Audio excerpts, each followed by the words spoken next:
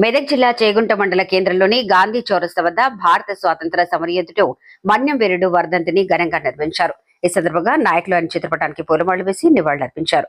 ఈ సందర్భంగా పలువురు నాయకులు మాట్లాడుతూ గిరిజనుల హక్కుల పరిరక్షణ కోసం బ్రిటిష్ పాలనకు వ్యతిరేకంగా అల్లూరి సీతారామరాజు అగ్గిపిడుగులా పోరాడిన గొప్ప దేశభక్తుడని కొనియాడారు. ప్రధానమంత్రి భీమవరంలో అల్లూరి సీతారామరాజు 30 అడుగుల కాంస్య విగ్రహాన్ని ఆవిష్కరించడం గర్వకారణమని పేర్కొన్నారు. ఈ కార్యక్రమంలో చేగుంట ఉప సర్పంచ్ మొహమ్మద్ రఫీ, కాంగ్రెస్ సీనియర్ నాయకులు సండ్రగు సతీష్, గ్రామ పాలకవర్గ సభ్యులు సాయిబాబా, సుఖేందర్, రవి, గ్రామస్తులు లింగం శ్రేణు, సోమ సత్యనారాయణ, విష్ణు తదితరులు పాల్గొన్నారు.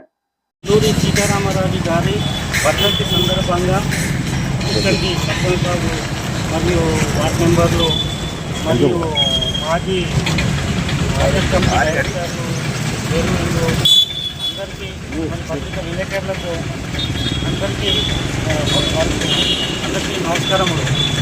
నేటి రోజున మనం అల్లూరి సీతారామరాజు గారి వర్ధంతి సందర్భంగా ఆయన స్మరించుకుంటూ బ్రిటిష్ పాలనలో 1827 జూలై 4 రోజున ఆయన విశాఖపట్నంలో జన్మించారు.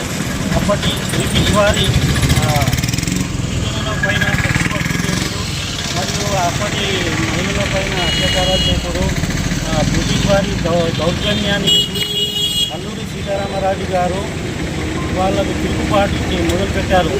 వాళ్ళపైన వాళ్ళ పోలీస్ స్టేషన్లను ధ్వంసం చేసి వాళ్ళ తుపాకులను చేతిలో తీసుకొని వాళ్ళపైన తిరుగుబాటు మొదలుపెట్టారు.